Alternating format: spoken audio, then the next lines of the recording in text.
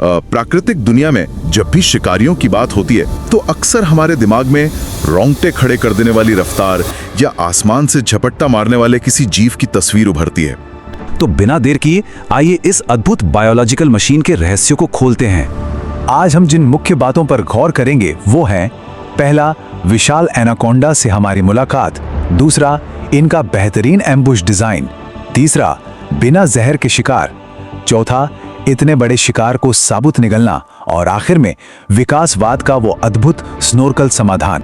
तो चलिए सबसे पहले मिलते हैं हमारे आज के मुख्य किरदार से, विशाल एनाकोंडा।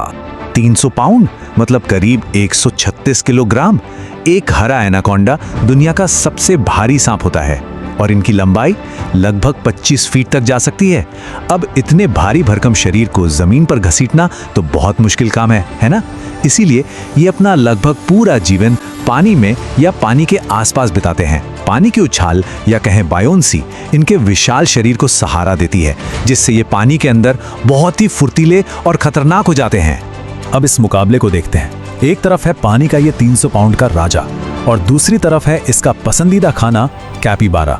कैपिबारा असल में दुनिया के सबसे बड़े कृंतक यानी चूहे की प्रजाति के जीव होते हैं, जिनका वजन अक्सर 100 पाउंड के पार होता है। चूंकि ये शाकाहारी जीव अपना समय पानी के आसपास बिताना और जलीय पौधे खाना पसंद करते हैं, इसीलिए ये सीधे एनाकोंडा के निशाने पर आ जाते हैं। 300 पाउंड का शिकारी और 100 पाउंड का शिकार, ये प्रकृति का एक असली महासंग्राम है। अब आते हैं दूसरे भाग पर, इनका बेहतरीन एम्बुश यानी घात लगाने का डिजाइन। आप जरा सोचिए, 25 फीट का कोई जीव अपने शिकार के पीछे दौड़कर तो उसे पकड़ नहीं सकता, उसे छिपना पड़ता है, एकदम अदृश्य होना पड़ता है। और इनकी त्वचा का कैमोफ्लाज इन्हें गंदे पौधों से भरे पानी में पूरी तरह गायब कर देता है। लेकिन सबसे कमाल की बात इनके सिर के डिजाइन में है। इनकी आंखें और नथुने सिर के बिल्कुल ऊपरी हिस्से पर होते हैं। इसका मतलब है कि अपना पूरा विशाल शरीर पानी के नीचे छिपा सकते हैं और सिर्फ आंख और नाक बाहर निकालकर सब कुछ देख और सूंघ सकते हैं। बिल्कुल एक शांत, खतरनाक स्टेल्थ सबमरीन की तरह, शिकार के पास आने का इंतजार करते हुए। चलिए तीसरे हिस्से की तरफ बढ़ते हैं, बिना जहर के शिकार। शिकार पास आता है और फिर पलक झपकते ही बूम, हमला इतना तेज होता है कि संभलने का कोई मौका ही नहीं मिलता। एनाकोंडा तेजी से पानी के बाहर निकलता है और अपने जबड़े से कैपिबारा को जकड़ लेता है। इनके मुंह में दांतों की 6 पंक्तियां होती हैं और ये दांत शिकार को चीरने के लिए नहीं है, बल्कि उसे कसकर पकड़े रहने के लिए बने हैं, जैसे कोई लोहे का ट्रैप बंद हो गया हो। एक बार पकड़ लिया तो भागने का कोई रास्ता नहीं। और यहाँ एक बहुत ही दिलचस्प बात है, एनाकोंडा जहरीले नहीं होते, ये कॉन्स्ट्रिक्टर्स होते हैं। अक्सर ऐसा माना जाता है कि ये सांप हड्डियां तोड़ देते हैं या दम घोट देते हैं, लेकिन जीव विज्ञान हमें कुछ और ही बताता है।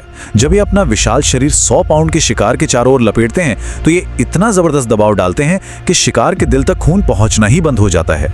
ब्लड सर्कुलेशन रुकने से तुरंत कार्डियक अरेस्ट यानी दिल का दौरा पड़ता है। ये एक बेहद अचूक, तेज और घातक तरीका है। इसके बाद आता है हमारा चौथा भाग, इतने बड़े शिकार को साबुत निगलना।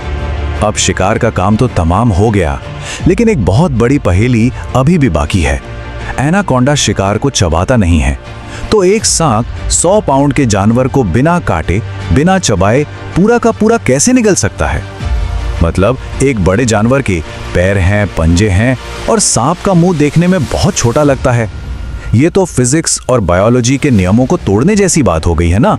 आखिर ये जादू होता कैसे है? चलिए देखते हैं कि इनका जबड़ा कैसी काम करता है। सांप के जबड़े इंसानों की तरह आपस में मजबूती से जुड़े नहीं होते। उनके मुंह में लचीले लिगामेंट्स और मुड़ने वाले जोड़ों की व्यवस्था होती है, जिससे उनका मुंह किसी भी दिशा में फैल सकता है।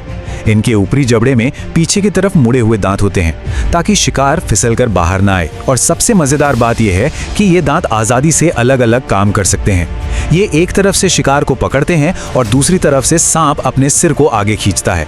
ऐसा लगता है जैसे सांप अपने मुंह से शिकार के ऊपर चल रहा हो और धीरे धीरे वो पूरे 100 पाउंड के जानवर को साबुत निगल जाता है।